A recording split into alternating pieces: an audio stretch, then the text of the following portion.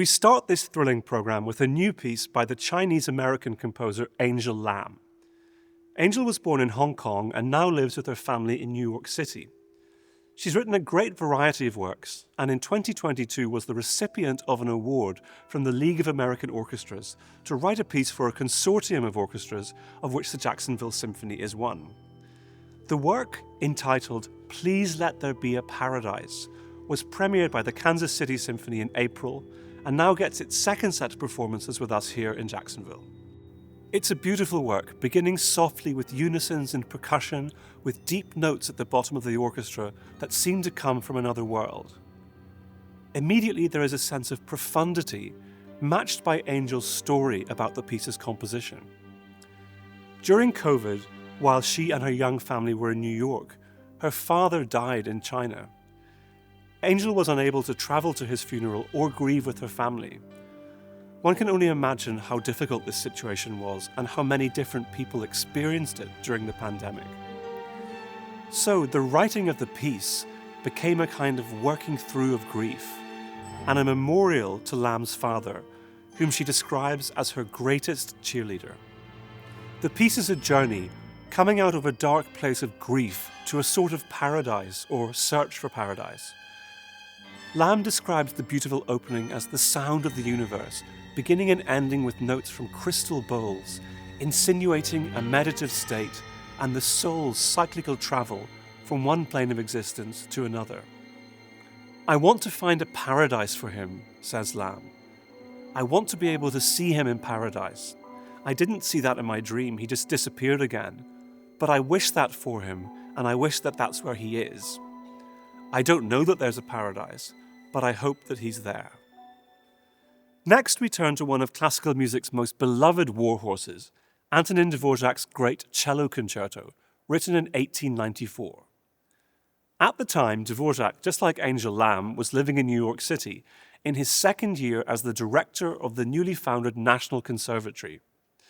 During these years, he was deeply homesick, and although all his work is full of the memories of his homeland, the Cello Concerto, along with the Ninth Symphony from the New World, stand out as especially inspired by Bohemia, full of the sounds of Dvořák's beloved nature, a far cry from the hustle and bustle of New York.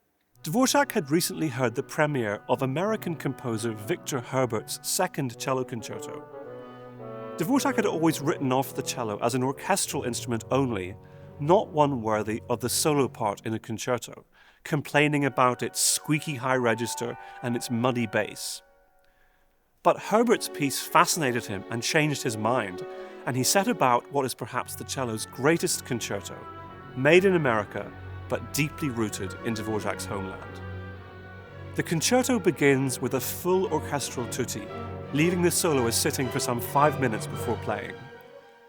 The first theme is grave and nervous, but soon gives way to one of Dvořák's most memorable melodies, the second subject, in the French horn.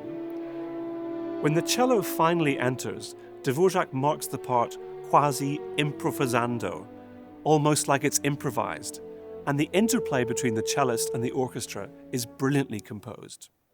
The second movement, tender in character, includes a quotation from one of Dvořák's own songs. It had been a favourite of his sister-in-law who had died during the composition. The finale is a rondo, as we often expect in a concerto, with a march-like theme that returns many times. The concerto ends unusually with a coda that recalls melodies from the previous two movements, including the nervous opening of the first and the song quotation from the second. The very final moments are some of the concerto's finest, with the soloist almost soaring above the orchestra.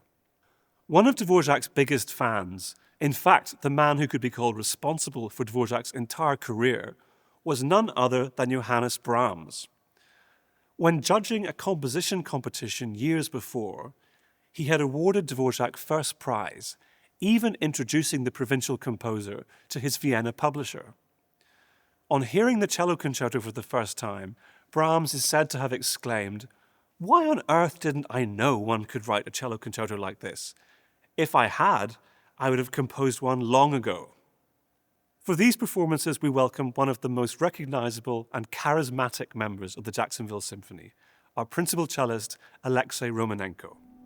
In 1935, the English composer Ralph Vaughan Williams stunned the musical world with his Fourth Symphony. Already in his 60s, most audience members had safely categorized RVW, as he was always known, as the composer of a very English kind of pastoral music. He was famous for his fantasy for violin and orchestra, The Lark Ascending, which we performed with our concertmaster Adelia Nartadieva last season. It's a piece full of nostalgia and beauty.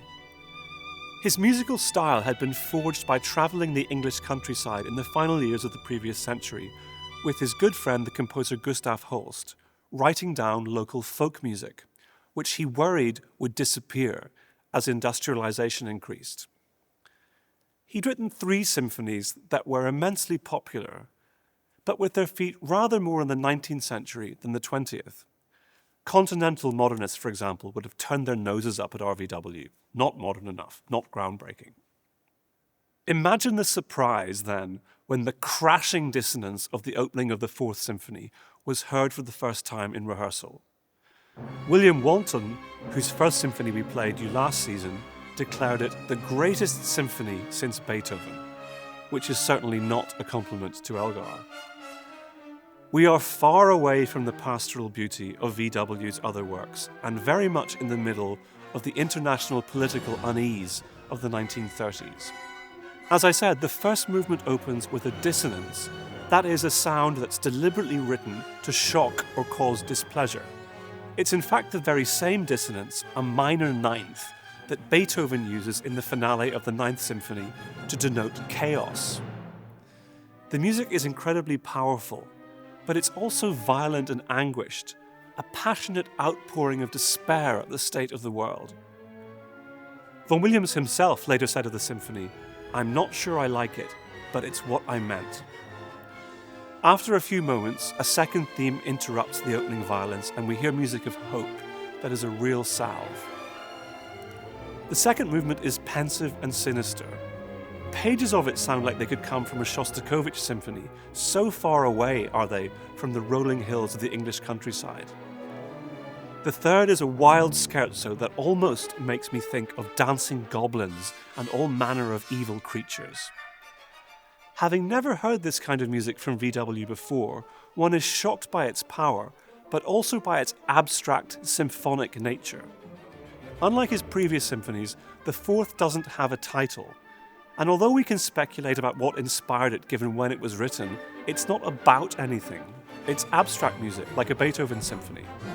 And it reveals VW as a disciplined and brilliant symphonist. The finale begins with a big, pompous tune that sounds like everything that was wrong with the British Empire. But this confidence quickly dissipates, and VW begins a fugal epilogue. That is a passage of music based on closely interlocking and imitative lines. This adds to the sense of terror from the first movement, with a mysterious and malevolent atmosphere prevailing. The symphony ends with the return of the very beginning of the first movement, that dissonant minor ninth, and comes crashing to a close, unrepentant that the tone has not changed, that nothing seems to have been resolved, and that we haven't reached the kind of wonderful spiritual breakthrough that we often expect with symphonies that begin uncomfortably. But I must tell you, this is one of the greatest symphonies of the 20th century. It's full of earworm melodies that won't leave your head for days, and it reveals Vaughan Williams as a composer of far greater range than the world previously thought. It was quickly taken up and performed by orchestras all over the world in the years following its premiere. I've loved it since I was a teenager, and it stands the test of time. These will be the first performances ever in Jacksonville, and I really hope you can join us to hear this thrilling masterpiece.